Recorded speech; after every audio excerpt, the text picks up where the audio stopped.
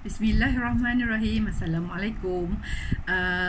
Hari ini saya nak jawab satu lagi soalan yang selalu mak bapak tanya kepada saya, dan selalunya waktu-waktu ni banyaklah mak bapak tanya soalan ni, iaitu anak saya yang ada autism ni, saya nak hantar ke kelas pendidikan khas ataupun disebut kelas PPKI, program pendidikan khas integrasi, atau adakah saya nak hantar ke kelas aliran perdana. Dan kelas aliran perdana ni selalu orang sebut kelas normal. Maksudnya anak kita belajar dengan anak-anak yang lain lah. Okey, jadi nak hantar anak masuk ke kelas khas ke, atau nak hantar anak masuk ke kelas aliran perdana. Kelas khas ni juga dikenali sebagai PPKI, program pendidikan khas integrasi, dan yang sebenarnya kelas normal ni kita tak guna dah perkataan normal, selalu kita sebut kelas aliran perdana lah. Ini maksud yang PPKI tu maksudnya dia belajar dengan rakan-rakan lain yang juga ada kekurangupayaan yang pelbagai lah kan. Dan yang aliran perdana ni maksudnya dia duduk dalam kelas bersama dengan rakan-rakan sebaya yang lain yang tak ada kekurangupayaan. Jadi untuk menjawab soalan ini, saya nak maklumkan kepada ibu bapa dan kalau ada cikgu-cikgu juga yang menonton video ni, bahawa tidak ada satu jawapan yang hitam putih. Okey, autism masuk sini, masuk. Tak ada. Sebabnya adalah selalu saya duk sebut bahawa autism ni kan nama klinikal dia adalah Autism Spectrum Disorder, ASD. Jadi spektrum tu maksudnya dia sangat pelbagai. Ada anak yang macam saya kata tak boleh bertutur, ada sangat pintar bertutur, ada yang belajarnya sangat lambat pick up dia, ada yang otak dia macam komputer. Bila kita sebut bunga kenanga, dia boleh sebut nama saintifik dia. Kita tanyalah nama ibu negeri mana pun dia boleh sebut. Tanya nama presiden negara mana-mana boleh sebut. So anak autism ni adalah sangat pelbagai. Jadi nombor satu, nak buat keputusan sama ada nak hantar anak ke kelas pendidikan khas ataupun nak hantar anak ke kelas aliran perdana, nombor satu kita kena tengok kemampuan anak kita. Contohnya, kalau anak kita tingkah laku semua elok, boleh ikut arahan, boleh apa, tetapi dia punya kemampuan akademik dia sangat slow, mungkin hantar anak ke kelas aliran perdana tak sesuai untuk dia. Dengan dia punya kemampuan akademik dia yang sangat slow tu, mungkin kelas pendidikan khas lebih sesuai, sebab kelas tu lebih kecil, ada 7-8 orang murid, ada satu cikgu, kadang-kadang ada pembantu. Jadi mungkin di sini dia boleh berkembang pada tahap kemampuan dia. Tetapi kalau kata anak tu kadang-kadang kita juga ada juga anak yang akademik dia sangat tinggi, semuanya dia tahu, ajar sekalipun dia tangkap, tetapi tingkah laku sangat teruk. Itu pun kadang-kadang kelas pendidikan khas lebih sesuai. Duduk di kelas pendidikan khas supaya guru-guru pendidikan khas boleh polish tingkah laku dia, kerjasama dengan mak bapak pun kena sama-sama buat, cikgu pun sama-sama buat.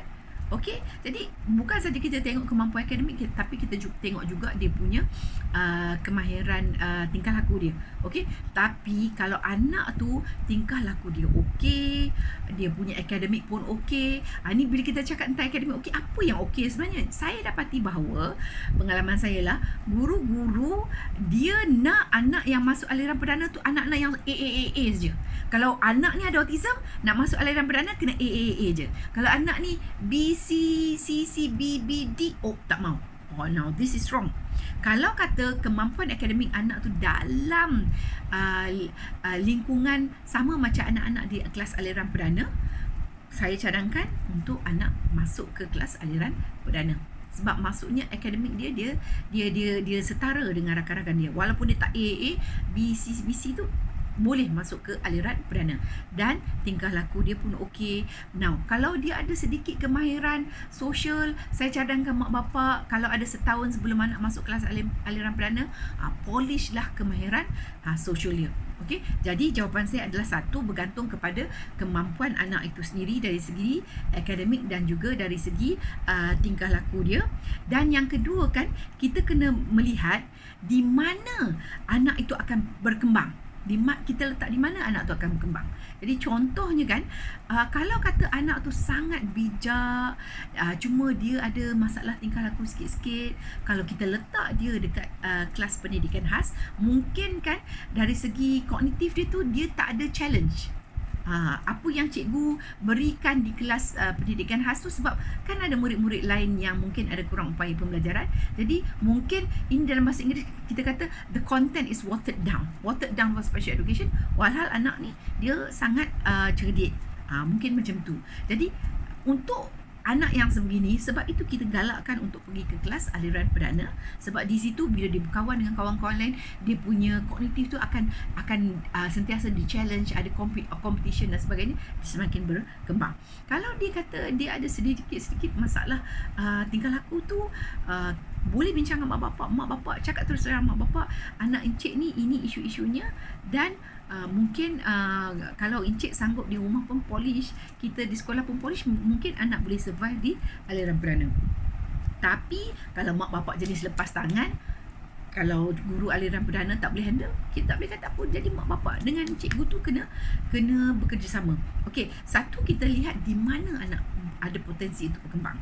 Kalau katakan anak ni dia punya kognitif dia sangat slow, kemahiran akademik dia sangat slow, kita nak letak dia juga dekat aliran perdana di mana budak-budak laju ke depan dan cikgu tak ada masa nak tumpu kepada dia sebab kelas ada 40 orang ke 45 orang, mungkin untuk anak ini lebih elok dia duduk di kelas pendidikan khas. Okay? Dan selain daripada itu juga, saya nak terangkan dari segi sokongan. Contohnya, saya ada beberapa kes, dalam 4-5 kes juga, anak ni kan tingkah laku okey, kemahiran sosial okey, lepas tu akademik dia tidaklah AAA, akademik dia B, C, D tu ada sikit-sikit je, B, C okey lah kan. Tetapi apabila diletakkan di kelas aliran perdana, guru aliran perdana tidak ada kemahiran untuk beri sokongan. Jadi anak ni kena bully dengan rakan-rakan dalam kelas, dan bila mak bapak pergi jumpa guru aliran perdana dan kata, cikgu boleh tak cikgu tolong tengokkan anak saya sebab anak saya kena bully, dia balik dia tak nak datang sekolah. Cikgu tu kata, kalau nak masuk aliran perdana, kenalah tahu macam mana nak handle bully. Takkan cikgu nak tengok semua 40 orang anak. Jadi sokongan tak ada di aliran perdana. Tapi bila anak ni balik ke pendidikan khas, cikgu pendidikan khas sangat tahu cikgu pendidikan khas tu cekap boleh mewujudkan satu suasana yang selamat untuk dia, suasana yang selesa, yang kondusif untuk belajar, maka dia orang putih kata thriving kat sana, dia berkembang banyak sangat kat sana. Dan kadang-kadang guru pendidikan khas pun kata, doktor, kami nak anak ni di aliran di kelas pendidikan khas lah. Doktor jangan cakap ke orang, tapi sebenarnya kami punya rakan sekerja di kelas aliran perdana tu pun tak berapa suka sangat bila kami cuba nak push anak pendidikan khas ke aliran perdana. Kadang-kadang ada isu yang macam itu. Sebab itulah untuk sekolah-sekolah ni kita perlukan leadership. Kita perlukan guru penolong kanan hal ehwal murid, kita perlukan guru penolong kanan pendidikan khas yang faham tentang hak anak-anak ini untuk mendapat pendidikan yang paling efektif untuk mereka. Dan guru penolong kanan ni dia tahu macam mana dia nak lead dia punya team, sama ada tim di aliran perdana atau di tim di pendidikan khas, supaya boleh memberikan input akademik, input sahsiah dan sebagainya yang terbaik untuk anak yang istimewa. Jadi saya kongsi di sini, kadang-kadang kita lihat anak ni kan akademik dia sangat okey, behavior dia sangat okey, tapi cikgu nak simpan di kelas aliran perdana, kesian. Sebab kita bimbang pada masa tahun 1, tahun 2 tu mungkin kita tak nampak lagi perbezaan dia.